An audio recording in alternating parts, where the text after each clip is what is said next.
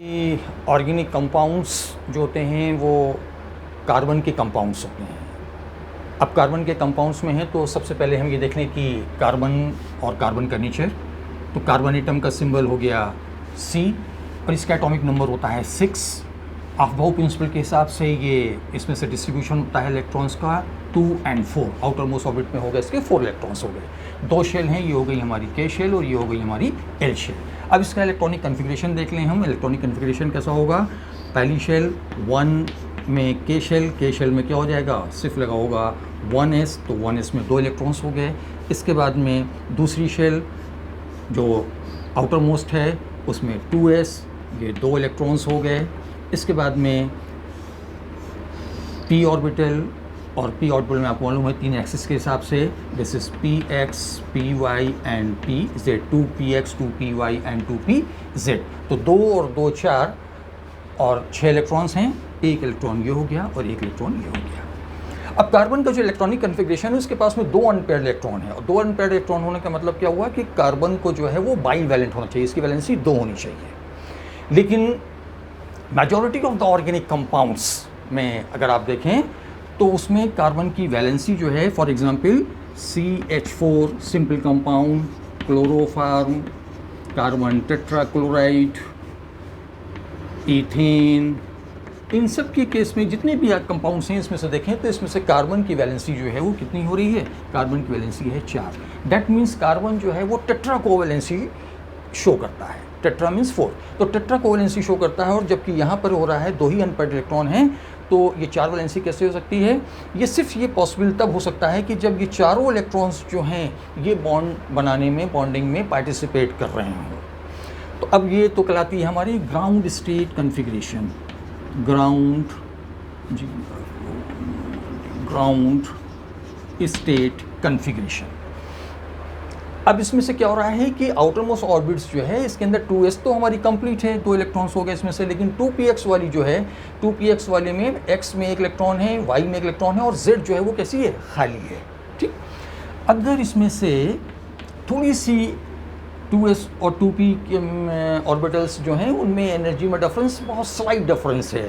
2p is having slightly more energy than 2s। अब अगर वो थोड़ी सी एनर्जी अगर इसमें से इस 2s के इलेक्ट्रॉन्स को मिल जाए तो इसका एक इलेक्ट्रॉन जो है वो प्रमोट हो जाएगा यहाँ पर। और जैसे ही यहाँ पर प्रमोट हो जाएगा तो अब कन्फिग्रेशन क्या हो जाएगी हमारी?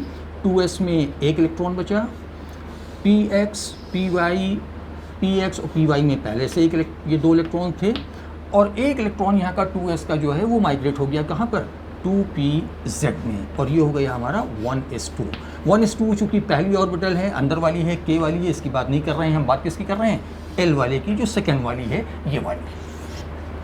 अब इसमें से क्या हो रहा है कि पहली ऑर्बिटल जो है एक पेयर्ड है, कंप्लीट है। जो बाहर वाली ऑर्बिटल्स बची हमारे पास में बची, जिसको वैलेंस ऑर्बिटल्स भी कह सकते हैं, आउटर मोस्ट शेल कह सकते हैं, इसमें 2s और 2px, 2py, 2pz ये सब कैसी हैं? हाफ फील्ड हैं। आप जानते हैं कि इलेक्ट्रॉनिक कन्फिग्रेशन 2 तरह के स्टेबल होते हैं, कन्फिग्रेशन स्टेबल होती है। या तो सारी ऑर्बिटल्स जो हैं वो कंप्लीट हो, उनके अंदर पेयरिंग हो तो सबसे ज़्यादा स्टेबल होती है, जैसे होते हैं 0 ग्रुप वाले। या फिर सारी जो हैं वो कैसी हों? Half field. जो हाफ फील्ड होंगी, अगर सारी हाफ फील्ड हैं तो वो वाली कन्फिग्रेशन फिर वो भी स्टेबल होती है।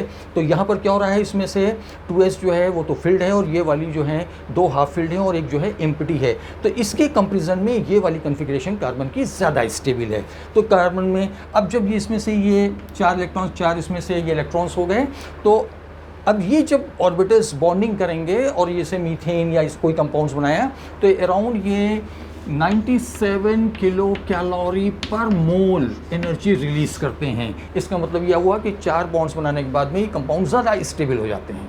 तो इसीलिए ये हमारा गया और ये वाली स्टेट जो होती है क्या बोलते हैं? Excited state. एक्साइटेड स्टेट, ये हो गई हमारी एक्साइटेड स्टेट। तो कार्बन की जो है वैलेंसी, अब ये कार्बन के पास में कितने इलेक्ट्रॉन्स हो गए? ये 4 अनपेयर्ड, ये इसमें से हाफ, इसमें से देख रहे हैं अनपेयर्ड इलेक्ट्रॉन्स हैं। एक इलेक्ट्रॉन ये हो गया, एक ये हो गया, एक ये है और एक ये है। बस दोनों में डिफरेंस क्या है? इसमें से एक इसमें से 2s का इलेक्ट्रॉन है, ये जो है हमारा 2p का है, ये भी 2p का है, और ये भी हमारा 2p का है।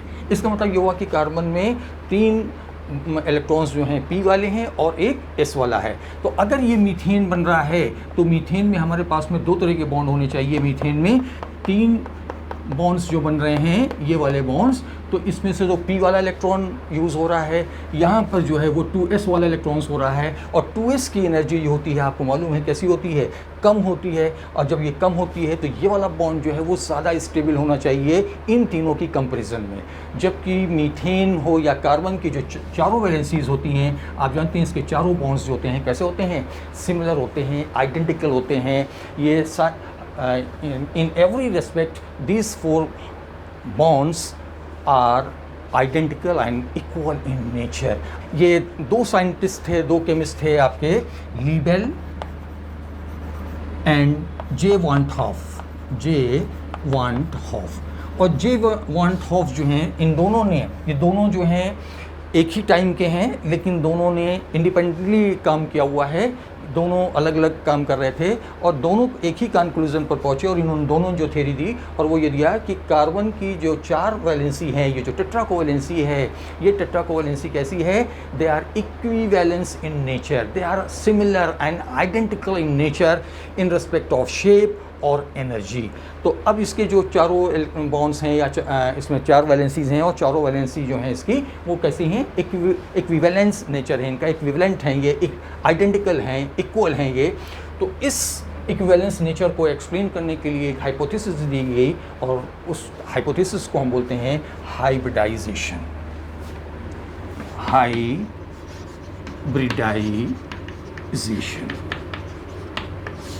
नेक्स्ट क्लास में हम लोग स्टार्ट करेंगे हाइब्रिडाइजेशन।